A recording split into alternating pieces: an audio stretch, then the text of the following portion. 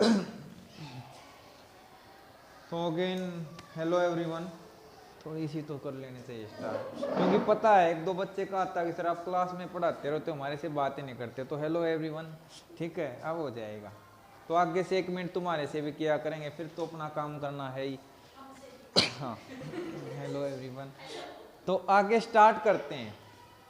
तो ये जो बच्चे क्लास में आ रहे हैं वो तो बहुत अच्छा है, जो घर पे रजाई में मजा ले रहे हैं बेटा उनके लिए अच्छा नहीं है। तुम्हारे साथ ऐसा बनेगा, फीलिंग ज्यादा इंजॉइंग रजाई, और पढ़ लेना, नहीं तो निकलेगी तुम्हारी प्रॉपर अकड़ाई। ठीक है, तो एग्जाम ऐसी तुम्हारी वो करेगा, तो ध्यान से पढ़ लियो। बाकी मैं शायद ये भूल गया, कुछ और लाइन थी, पर लय तो पूरी करनी होती है। तो आगे स्टार्ट करते हैं। एक टॉपिक किताब में है तो एक्सप्लेन कर देंगे, पेपर में आए ना आए वो देख लेना सैंपल पेपर से। नहीं दिख रहा? दिख रहा बेटा, रेनबो तो दिख रहा, आर दिख रहा, बहुत बहुत है रेनबो, वो आसमान में दिखेगा, यहाँ नहीं देखना जरूरी नहीं है। तो कई बार ही देखा होगा आसमान में एक जब बारिश हो रही हो या हो के बंद हुई है और धूप अच्छी निकली हो तो एक सुंदर सी चीज दिखती है 7 कलर की, जिसको क्या बोलते हैं? रेनबो। ठीक है, तो एक combination of 7 colours which appears in the form of an earth. पढ़ लेना डेफिनेशन वगैरह क्या होता है।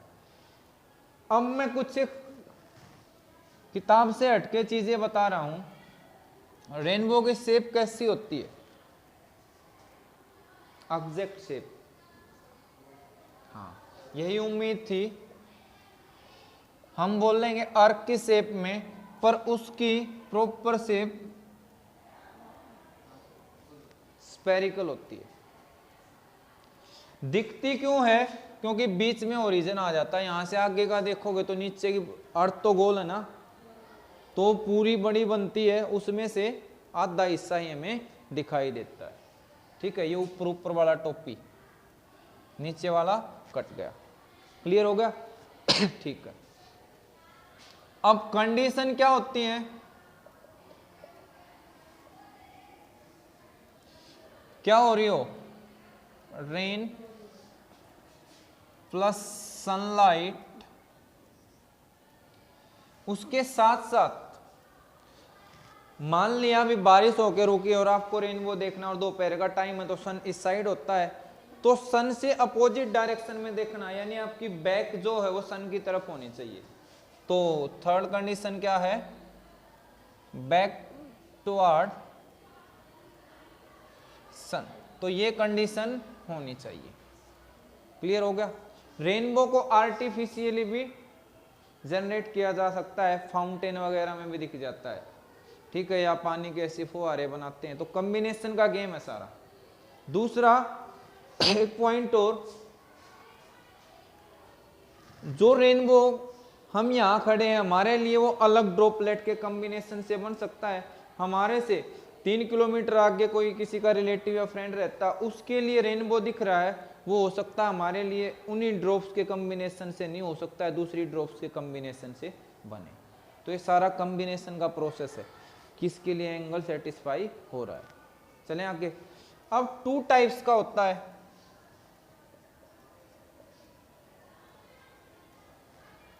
पहला प्राइमरी, दूसरा सेकेंडरी। केमिस्ट्री में पढ़े होंगे ना ये नोटेशन? नहीं पढ़ी? हाँ, फिर इतना तो बोल लिया करो, प्राइमरी सेकेंडरी। अब पिटोगे इतने, भावनाओं में भी मत बहोगे, फीलिंग में आ जाओ पूरे। ठीक है, नहीं तो जब मैं मारूंगा जब पड़े पड़े टर्सरी करोगे। है ना? तो देखो,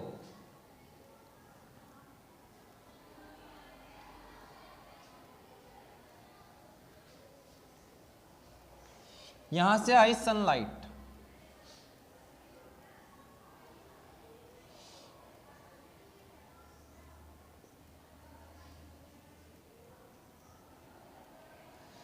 कौन कौन से प्रोसेस होते हैं वो देखेंगे। पहले मीडियम चेंज हुआ, ठीक है। एक चीज याद रखना, रिफ्लेक्शन हर प्रोसेस में होता है, चाहे कम हो चाहे ज्यादा। अगर लाइट को आप वाटर के सरफेस पे डाल लोगे तो भी कुछ परसेंट रिफ्लेक्शन होगा, कुछ परसेंट लाइट वाटर के अंदर एंटर करेगी जो रिफ्लेक्ट होगी, तो यहाँ पे रिफ्लेक्शन भी होगा। बट अभी उसका डिस्कशन छोड़ देते हैं। तो ये क्या होगा, नॉर्मल ड्रॉ करा हमने, रेयर से कहाँ जा रही है, डेंसर, तो कहाँ चली जाएगी, टुवर्ड्स द नॉर्मल। अब यहां जब ये सरफेस पे गिरेगी लाइट, तो आई ग्रेटर देन सी पे गिरती है, तो वापस टोटली इंटरनली रिफ्लेक्ट होके अंदर ही आ जाएगी।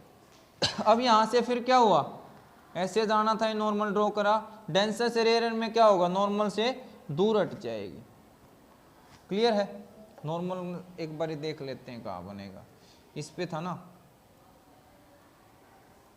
तो नॉर्मल तो आपका ये बन रहा है भाई, इसको जाना ऐसे था तो दूर हटेगी ये, थोड़ा सा नॉर्मल की जरूरत ही नहीं है, सीधा ये बना लो।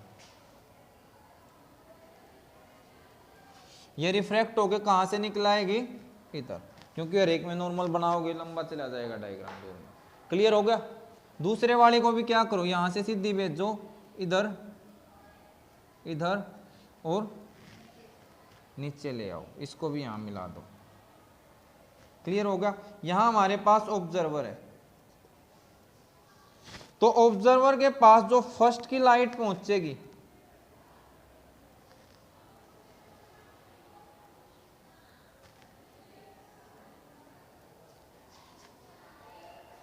वो करीब करीब 42 डिग्री के आसपास पहुंचती है,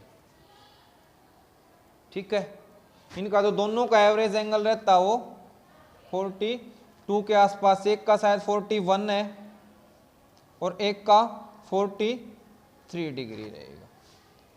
दूसरे में देखना है, ये गिरते हैं इसके लोअर वाले पोर्शन पे, तो रिफ्रैक्शन हो गया एक बारी, तो ये इधर बैंड हुई, यहां से फिर क्या हुआ, TIR, यहां पे भी I ग्रेटर देन C पे और यहां पे भी I ग्रेटर देन C पे गिरेंगे, फिर TIR हो गया, और फिर वापस यहां से बैंड होके कहाँ पहुंचेंगे, सीधी मिला लेना इसको। क्लियर है। इसका जो है एंगल बनता है 51 डिग्री हो जाएगा। इसमें भी लोअर पार्ट पे डाल लो, थोड़ा सा ऊपर चली गई है, बस आपको शेप अगर डायग्राम में आ जाए तो आपको प्रॉपर बनाना आना चाहिए। ये शायद ज्यादा खड़ा होगा, इसको थोड़ा सा पीछे ले लेना रे को, ये इनको आगे ले लेना। ये जो एंगल बनेगा ये कितना बनता है, 54 डिग्री का। तो इन वाले का सेकेंडरी का एवरेज एंगल कितना आता है, 52.5 का आता है अप्रोक्स। क्लियर है, कर लोगे ना, ठीक है। अब बात आती है कलर कॉम्बिनेशन की। इसमें तो नॉर्मल वोयलेट नीचे से शुरू जैसे प्रिज्म में होता था, इसमें जो ऑर्डर होता है वो क्या होता है, रिवर्स।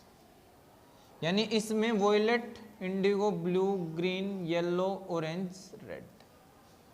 मेनली ये दिखता है, किसी पर्टिकुलर कंडीशन में ये भी दिख जाता है। तो उसमें 7 नीचे वाले की 7 ऊपर वाले की 14 लेयर्स होंगी, तो दोनों बन रहे हैं प्राइमरी और सेकेंडरी। और अगर अकेला बन रहा है तो क्या रहेगा, प्राइमरी।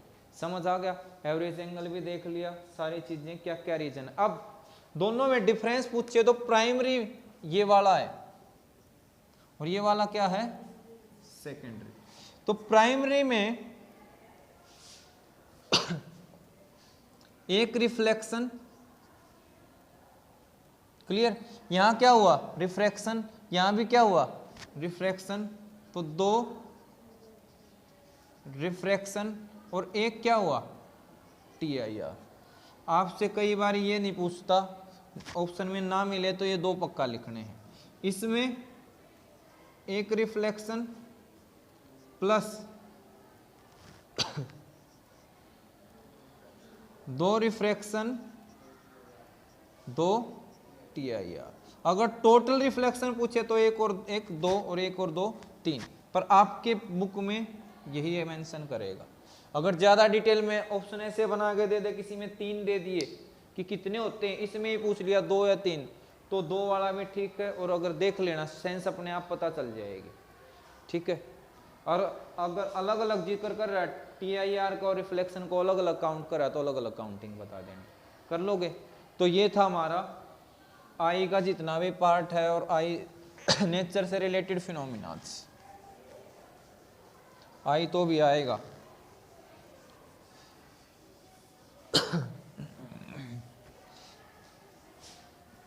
नेक्स्ट चैप्टर आता है, या नेक्स्ट टॉपिक बोल सकते हो, जिसको डिस्कस करेंगे ऑप्टिकल इंस्ट्रूमेंट्स। ऑप्टिकल इंस्ट्रूमेंट्स क्या होते हैं, डेफिनेशन बोल ली जाए तो the devices which help the I in vision. The devices which helps eye to see objects। कैसे हेल्प करती है? इन मैग्निफिकेशन में, बड़ा करके दिखाने में, या सीधा करके दिखाने में, ठीक है। तो ये उसके कुछ एक यूज हो जाते हैं या डिफेक्ट है उसको करेक्ट करने में। क्लियर होगा? आई में डिफेक्ट पड़े होंगे 10th में, मायोपिया, हाइपरमेट्रोपिया, इस साल के उसमें से हटा रखे हैं, बट एक बार वीडियो पक्का देख लेना। 10th क्लास में रिफ्रेश डालनी है तो 10th में लाइट, रिफ्रैक्शन और रिफ्लेक्शन वाले चैप्टर में मिलेंगे, तो वहां से देख लेना, मिल जाएंगे। एक बार रीडिंग ले लेना, फिर बाद में छोड़ देना। अब नेक्स्ट जो स्टार्ट करेंगे, मेन टॉपिक यहाँ पे रहेंगे माइक्रोस्कोप और टेलीस्कोप। एक क्वेश्चन 99% चांस रहते आएगा, ठीक है। कंप्लीट में नहीं तो किसी ना किसी सेट के अंदर तो आएगा ही आएगा, ये तो डेफिनेटली 100% श्योर है। तो पहला हम आज एक ही टॉपिक डिस्कस करेंगे, सिंपल माइक्रोस्कोप। 5 मार्क्स का क्वेश्चन बनता है, अटेम्प्ट अच्छे तरीके से करना, जितनी अच्छी अटेम्प्टिंग होगी उतने मार्क्स आएंगे। कंटेंट फिक्स है। पहले आपकी डेफिनेशन रहेगी, फिर कंस्ट्रक्शन रहेगी, फिर रे डायग्राम रहेगा सभी के अंदर, चाहे माइक्रोस्कोप है चाहे टेलीस्कोप है, और फिर रहेगी मैग्नीफाइंग पावर। और लास्ट में CBSE बोर्ड में कुछ 1 मार्क्स का क्वेश्चन उससे रिलेटेड ऐड कर देता है, तो ये 5 स्टेप रहते हैं। तो पहले स्टार्ट करें डेफिनेशन।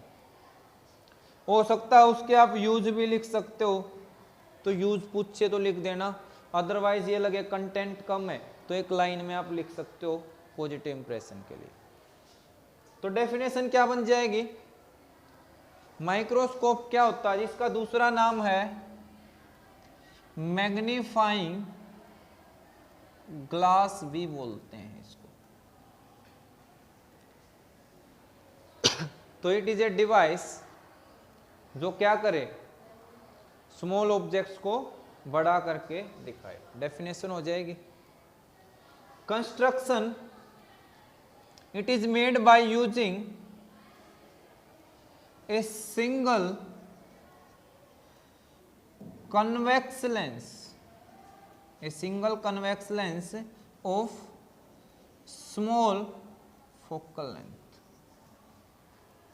कन्वेक्स लेंस यूज करते हैं, क्वेश्चन ऑप्शन में पूछ लिया कैसी फोकल लेंथ होगी, स्मॉल, लार्ज, मीडियम, तो कैसी? स्मॉल। कोई डाउट? अब इस पे आ जाओ। कन्वेक्स लेंस में आपने कितने केस पढ़े थे? कन्वेक्स लेंस में कितने केस पढ़े थे हमने?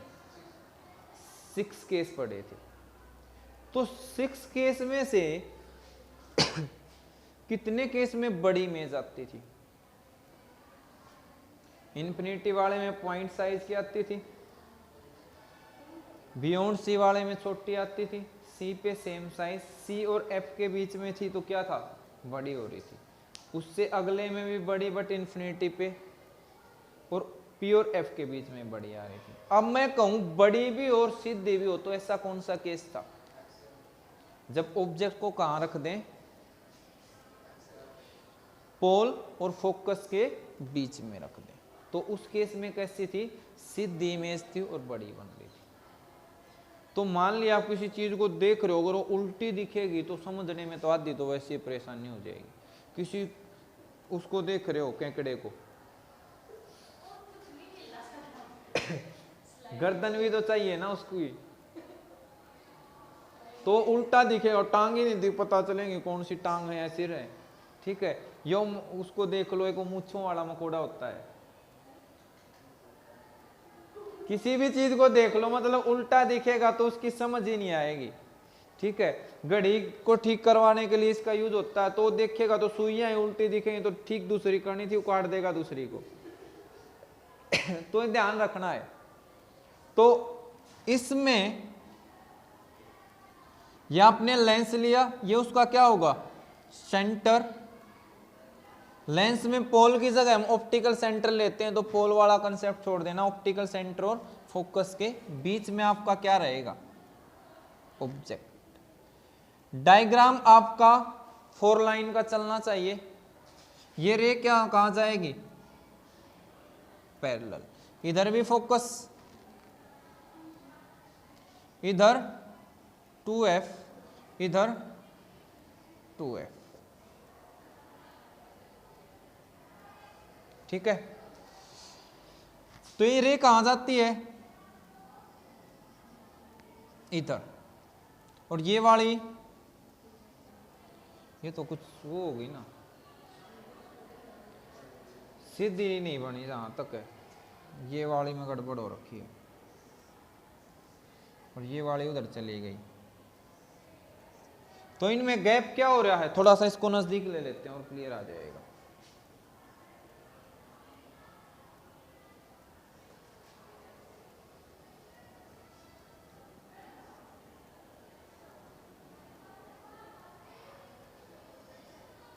गैप इधर क्या हो रहा है? इंक्रीज हो रहा है।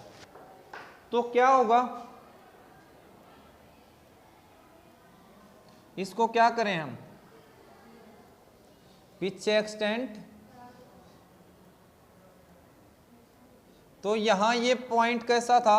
ए। ये क्या था? बी। यहां किसकी इमेज मिलेगी? ए डैश, और ये क्या मिला?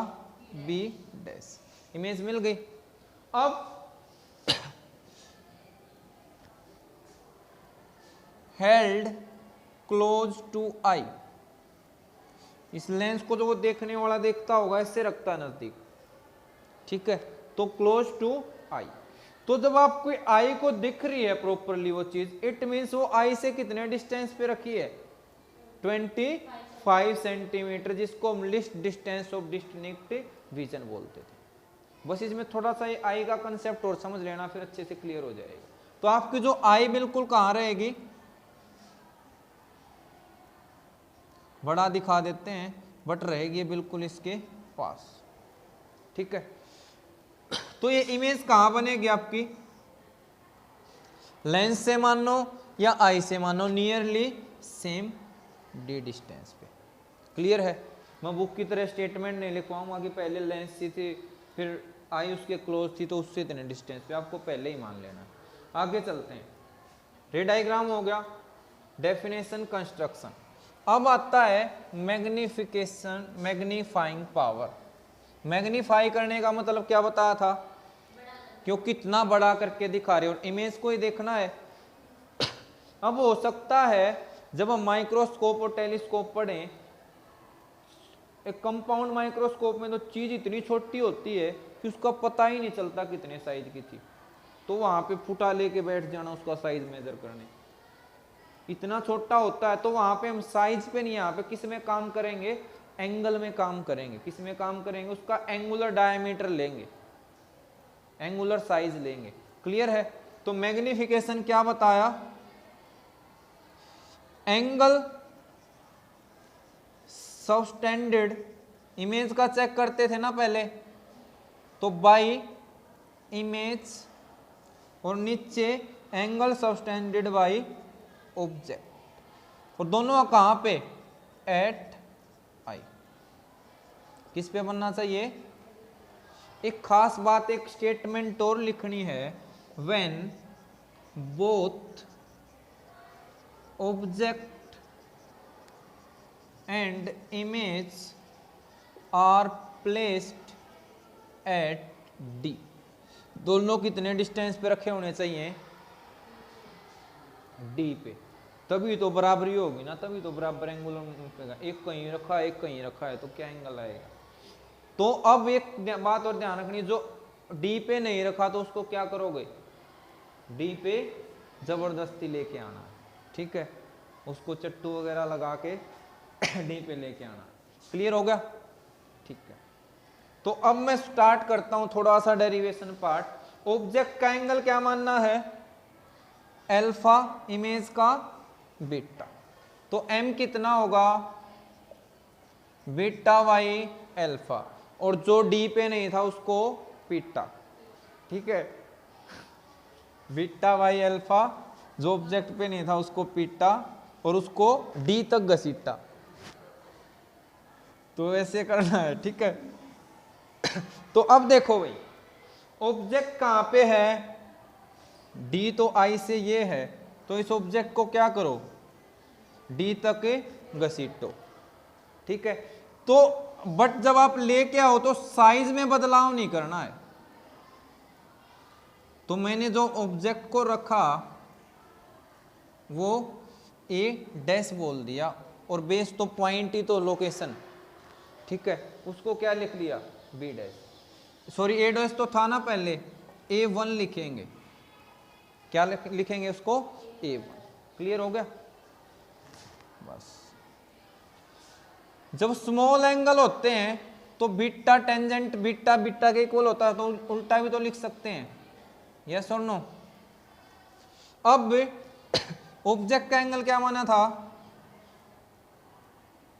ऑब्जेक्ट का अल्फा तब मानना है जब वो कहां रखा हो, डी डिस्टेंस पे। तो यहां पे आने के बाद इसका एंगल अल्फा होगा, यानी ये वाला एंगल क्या होगा, इसका अल्फा। और इमेज यहां है तो इमेज का ये एंगल क्या होगा, बीटा। क्लियर है, क्लियर हो गया ना। नाउ टेंजेंट अल्फा बताओ फटाफट से कितना होगा, P B P by H H B, perpendicular by base. Perpendicular कितना है अल्फा का, A1 B dash by C B dash. Clear है, A1 बी डैश। अब इसको वापस ऑब्जेक्ट के साइज में चेंज कर दो, ये ए बी के बराबर, ये सी बी डैश के बराबर। एंड टेंजेंट बीटा, एक काम करो, बीटा इस छोटी ट्रायंगल का भी बीटा ये एंगल, और इस बड़े वाले का भी बीटा ये एंगल है। क्लियर है। अब हमें काम क्या करना है, दो चीजें हैं, आप ऑब्जेक्ट की हाइट के बराबर ही रख लो। काम किस में करो, ऑब्जेक्ट की हाइट के अकॉर्डिंग ही काम कर लो, क्योंकि हमें u और v बचे तब फायदा है, हाइट का यहाँ पे हमारे पास कोई काम नहीं है, ठीक है। तो बैक पैक ना करो, समझ लो एक बारी। तो इसमें परपेंडिकुलर क्या लोगे, ए बी, और इसमें बेस कितना आया, सी बी। तो m कितना आएगा, tangent beta by tangent alpha. Beta कितना था,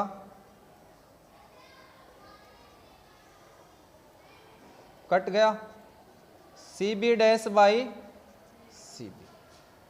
अब ये कितना लिया, ऑब्जेक्ट डिस्टेंस ये क्या है, दोनों नेगेटिव, तो माइनस वी कितना आया, तो m का फॉर्मूला क्या आ गया, v बाई यू। ऑल्सो आपने क्या पढ़ रखा है, तो यहां से मुझे v बाई यू की वैल्यू चाहिए, तो इससे काम बन सकता है मेरा। यहां कितना आ गया 1, इसको मैं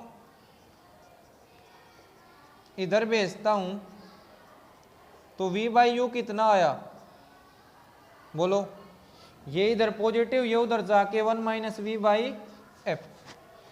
तो m का दूसरा formula 1 minus v by f. Clear है।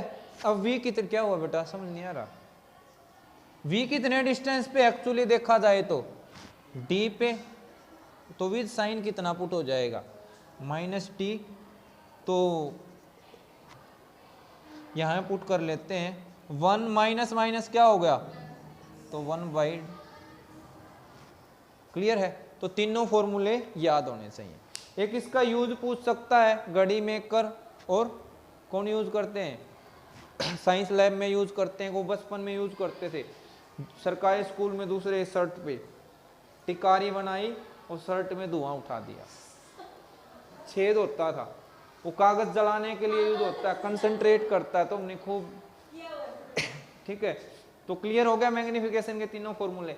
एक पूछता है बड़ा ही अच्छा, देखो यहां से m क्या इनवर्सली प्रोपोर्शनल f नहीं है, तो फोकल लेंथ जितनी कम उतना मैग्निफिकेशन ज्यादा। तो आपसे क्वेश्चन पूछ ले थ्योरेटिकल कि एक लेंस है 10 सेंटीमीटर का और एक 5 सेंटीमीटर का, कौन सा बेटर रहेगा सिंपल के लिए, 5 वाला। क्लियर है। तो सिंपल माइक्रोस्कोप अच्छे से हो गया होगा।